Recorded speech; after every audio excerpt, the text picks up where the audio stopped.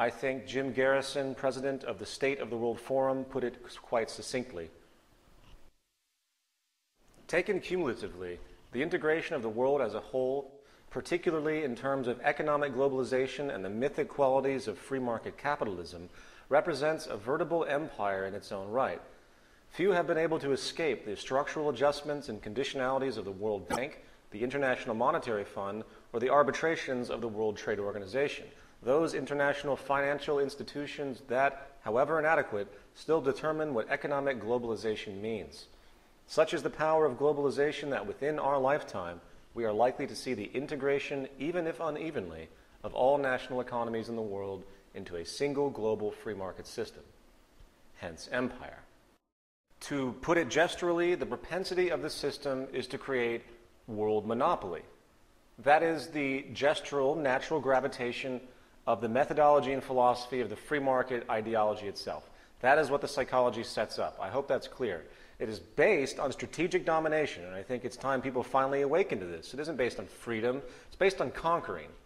The core basis of social functionality in our society is inherently despotic. There is no such thing as an ethical transaction. Again, ethics and competition are incompatible.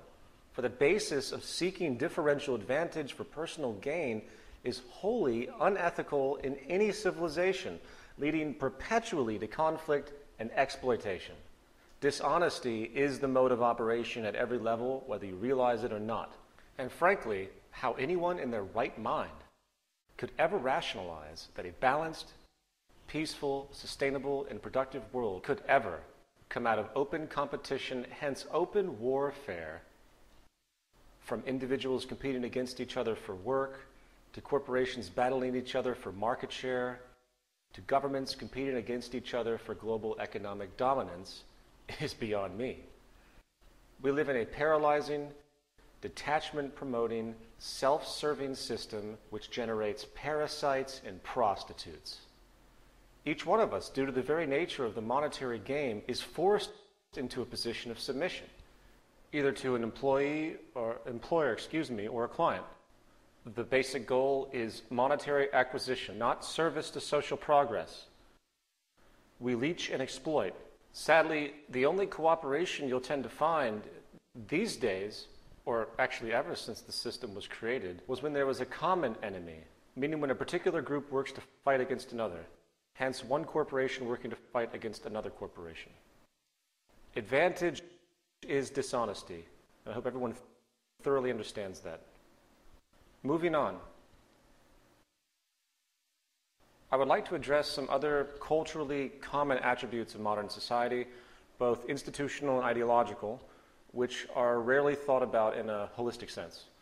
This is going to be a little bit abstract, but I would like to show how the integrity of these current conventions are either outdated, polluted by the monetary system and self-interest, or are simply ignoring the root causes of the problems which these conventions are attempting to solve. The 4 points are: 1, laws, rights, and paper proclamations; 2, security; 3, government as we know it today; and 4, activism and so-called ethics. Laws, rights, and paper proclamations. In society today, government attempts to control human behavior by way of threat in the form of laws. Little regard is given to the reasoning behind causes for these so-called criminal acts or socially offensive acts. If a person is arrested for stealing, very little regard is given to the environmental conditions that generated the interest to steal to begin with, the motivation. Is a mother who steals food to feed her starving family a criminal? No. She's simply doing what she has to do.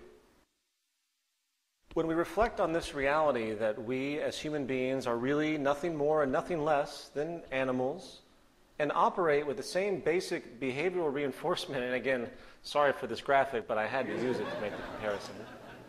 The fact is, we operate with the same basic behavioral reinforcement survival tendencies as most other species.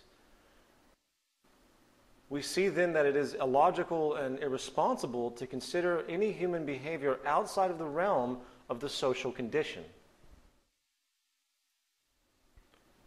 In the early 90s, a study was done called the Merva Fowles study, which found that a 1% rise in unemployment in major U.S. cities resulted in a relatively substantial increase in crime. This shows how so-called criminal behavior is directly related to the socioeconomic circumstances.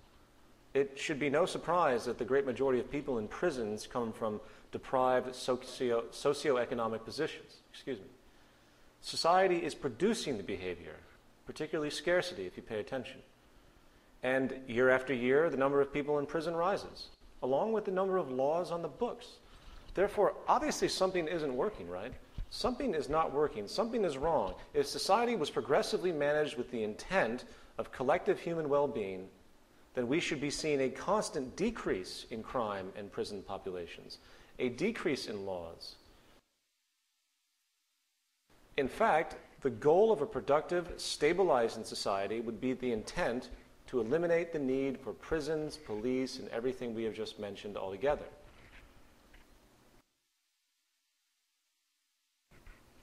I think Lisa Simpson put it best. And that's the drunk tank? And this is Mommy's desk. Mom, I know your intentions are good, but aren't the police a protective force that maintains the status quo for the wealthy elites? Don't you think we ought to attack the roots of social problems instead of jamming people into overcrowded prisons? Look, Lisa, it's McGriff, the crime dog.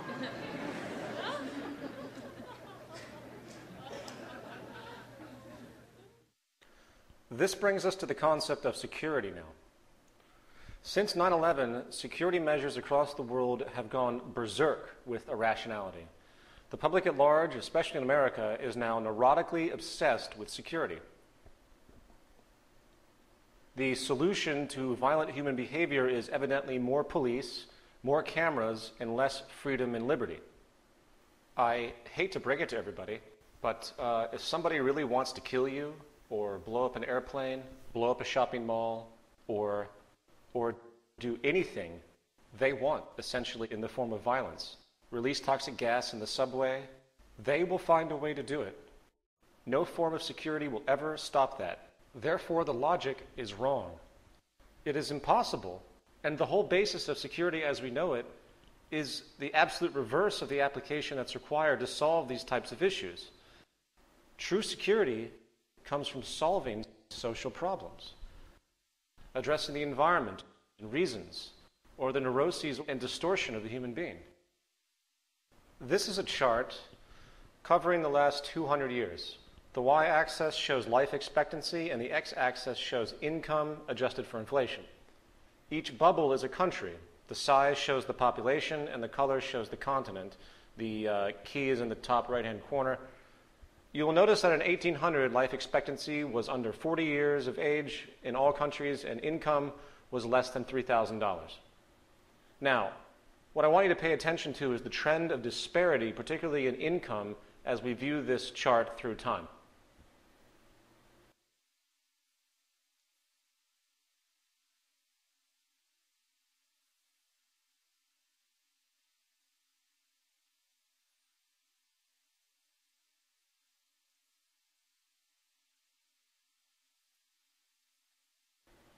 You will notice that life expectancy has basically risen along with wealth in general. But what do we see mostly? What do we see? What stands out? We see a tremendous and growing economic disparity. Africa, for example, is just left in the dust by the Western nations. We went from this to this. Economic disparity is obviously growing. Now, why am I bringing this up? There is some research that's been done by a few parties, one being Richard Wilkinson of the University of Nottingham in the UK, which has shown a strong correlation between crime and income inequality. Not absolute income, but inequality itself. It's psychological. For example, in the United States, which has the largest income gap in the world, I wonder why of course we're also the wealthiest in the world. I wonder why we have the largest prison population in the world. Why is there so much distortion? It's possibly because of this tremendous economic stratification. Here is the chart showing the growing disparity divided into the upper and lower classes. While the lower classes stay poor on average, the gap between them and the upper and middle classes continues to grow extensively. I believe this is the basic source of the increase in crime across this planet holistically.